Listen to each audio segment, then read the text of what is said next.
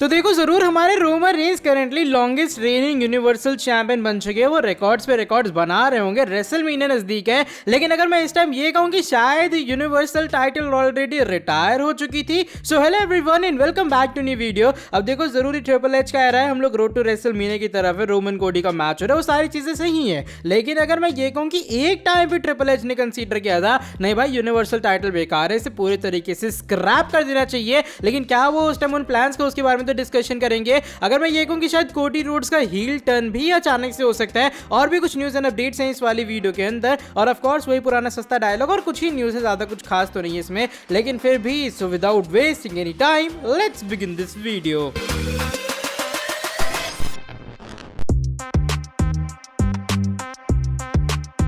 लेकिन चलो मैं पहले वीडियो को शुरू करने वाला हूं। जो मैंने मेन हेडलाइन बताई वीडियो की उसी के साथ में देखो मेन हेडलाइन यही है कि भाई हमारे जो रोमन रेंस हैं वो जरूर हमारे करंट यूनिवर्सल चैंपियन है। लेकिन सीन पता क्या है कि जो रोमन रेंस हैं उनकी शायद जो यूनिवर्सल टाइटल है वो ऑलरेडी स्क्रैप हो सकती थी WWE कंपनी के अंदर। अब मैं ऐसे क्यों कह रहा हूँ, रिसेंट टाइम में अपडेट आई है सामने, फाइट फैन की तरफ से आई है। हाँ ज्यादा कुछ खास सोर्स तो नहीं है, लेकिन बताया ये जा रहा है कि एक टाइम पे ट्रिपल एच ने कंसीडर किया था कि उन्हें यूनिवर्सल टाइटल बिल्कुल भी पसंद नहीं है, ना डिजाइन ना कुछ। तो इसलिए जो हमारे ट्रिपल एच है उस टाइटल को रिटायरमेंट या फिर उसके कंसीडरेशन में थे कि भाई इस टाइटल को हमें रिप्लेस कर देना चाहिए। और ट्रिपल एच के प्लान ये थे कि फाइनली जो पुरानी वाली गोल्डन वर्ल्ड हेवीवेट टाइटल थी वो कंपनी के अंदर वापस आती हुई नजर आती है। लेकिन एक टाइम पे जो प्लान्स है वो अचानक से निक्स हो गए, रोमन की टाइटल ट्रेन लंबी जाने लग गई, प्लान्स ड्रॉप करने पड़े WWE को। और ये वो रीजन है, वरना आज अगर रोमन की जगह कोई और चैंपियन होता ना, ये जो यूनिवर्सल टाइटल है वो ऑलरेडी रिटायरमेंट ले चुकी होती और आपके पास पुरानी वाली गोल्डन वर्ल्ड हैवीवेट चैंपियनशिप होती। अब देखो मैं यहाँ पर ये चीज भी कह रहा हूँ कि ये जो टाइटल है कुछ ज्यादा अच्छी खासी तो नहीं है, लेकिन गोल्ड वर्ल्ड हैवीवेट टाइटल वापस आती है अच्छा रहता।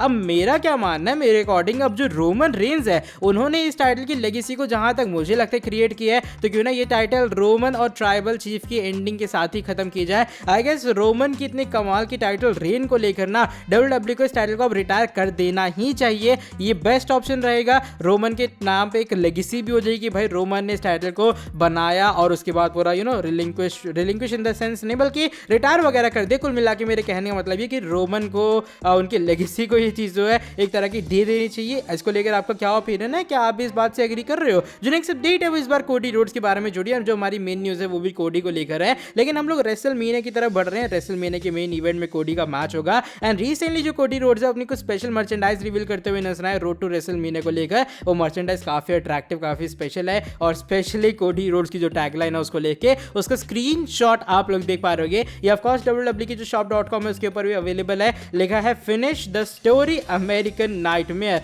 तो ये स्पेशल उनका एडिशन होगा रेसलमेनिया को लेकर और WWE की तरफ से स्पेशली रेसलमेनिया को लेकर ये जो पूरी आप मर्च कह सकते हो वो रिवील हुई। ये दो मर्च है, एक में ऑफ कोर्स जो कोडी रोड्स उन्होंने अपना सुपर मैन वाला जो सूट है वो पहन रखा है और दूसरे में नॉर्मल वो खड़े हैं अपने डॉगी वॉगी के साथ में। तो देखते हैं क्या जो कोडी रोड्स हैं वो इस पूरे थंबनेल की तरह मर्च की तरह अपनी कहानी को फिनिश कर पाते हैं या फिर जो रोमन रेंस है वो उनके ड्रीम को फिनिश करते हुए नजर आएंगे। अब जो नेक्स्ट अपडेट है वो इस बार वैसे जे उसो के बारे में जुड़ी है, लेकिन ये जो बातें कही हैं वो कही है हमारे 8 town down current US champion Austin theory ने। अब देखो काफी सारे जो लोग हैं, इवन मेरा भी बिलीव है कि जे उसो कहीं ना कहीं कोई खिचड़ी पका रहे रोमन के खिलाफ में। तो यहाँ ऑस्टिन थ्योरी ये बात कहते हैं कि उनके अकॉर्डिंग सीधा जो जे उसो है वो डिथ्रोन कर सकते हैं रोमन रेंस को। वो कहते हैं देखो जरूर मैं मान रहा हूँ करंटली रोमन को कोई हराने वाला नहीं है, हो सकता है कोडी भी ना हरा पाए, लेकिन क्या होगा अगर वो इंसान जो कि रोमन के सबसे ज्यादा क्लोज है वो रोमन के सामने आ जाए। मैं सिर्फ कह रहा हूं कि शायद इस तरीके से रोमन हार सकते हैं। तो ऐसी कुछ बातें यहां पर ऑस्टिन थ्योरी ने कही है कि जरूर दूर का इंसान नहीं हरा पा रहा है, लेकिन वो इंसान जिसे रोमन की कमजोरी से लेके सारी चीजें पता है,